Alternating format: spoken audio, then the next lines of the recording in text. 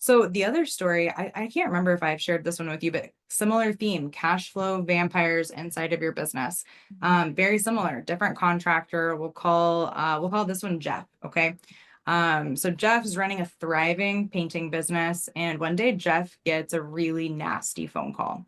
Um, one city over from where he lives and does business, a paint and materials vendor was calling him and reading him the riot act about this giant outstanding paint and materials bill that he was delinquent on, that he hadn't been paying on, to the tune of about $80,000 to $90,000.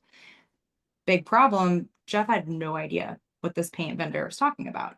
Mm. So come to find out, when we backtracked through it later, and I came into the business after he had uncovered this, and he was making financial system changes in the business. So he was relaying to me what happened.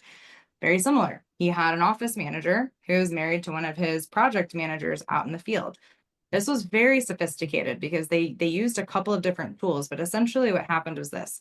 As the office manager, she had access to all kinds of documents about the business, including things like the business EIN and paperwork from the business. Right, So right, she was able to give it to her husband, and he went over one city over and he opened a credit line, a vendor account with this paint store so that he right. could charge materials onto that paint store account. Um, and you could see how essentially they could go through and just be running business on the side there, charging materials to the account, but pocketing all of the revenue.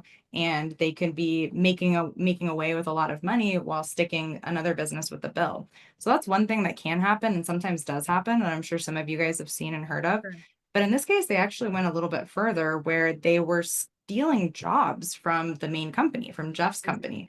And so what was happening is that whenever a job would come in, and we'll call them Bella and Edward again, when Edward would go out to bid for this job, he had kind of had two sets of books. He had two sets of bids.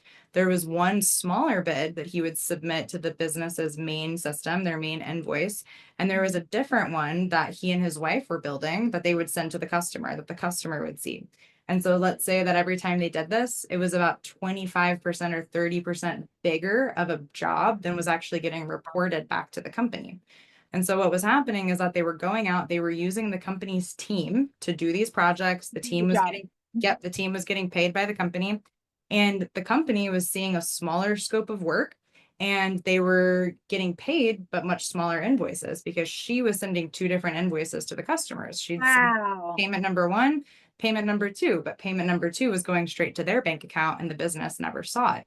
And then what they would do to kind of hide some of the costs of goods sold, hide the materials, is that a portion of the project they would go charge up to this other account so that the business wasn't getting wise to the fact that the project scopes were actually bigger than they thought.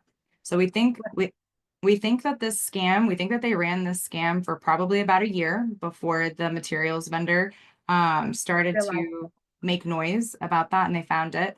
And so when we look back at 80 to $90,000 worth of materials that were racked up, when we think about the margins for those painting Yeah. businesses, we're pretty sure they stole between 200 and $300,000 in the time that they were doing this Were scam. they ever like brought to justice? No. Okay. Same thing. Nope.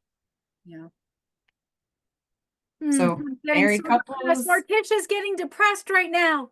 it's a hard episode. Our horror story is a very hard episode. What is the learning for that? And then I'll share mine. So takeaway from this one again is you want to be really thoughtful and mindful. Anywhere where there's these relationships within your business opens a lot of doors to opportunity for people to collude and get to be bad actors together. But really specifically, a takeaway that I think is really valuable from here for businesses is to really clearly communicate with your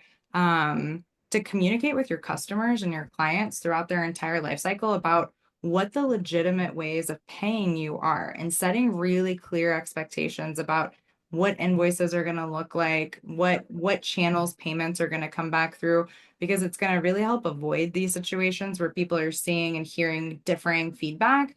And Yeah. other businesses, less sophisticated, but this might look like a project manager taking a job off the books and telling them to, oh, just write me a check or pay me cash, and it disappears. So this is one of those hidden costs of doing business as well, whenever you're not really clear with your customers. And when the business takes cash and takes check, those things walk off, right? They get redirected. Digital payments are much more secure for that very reason. Yeah, I love that.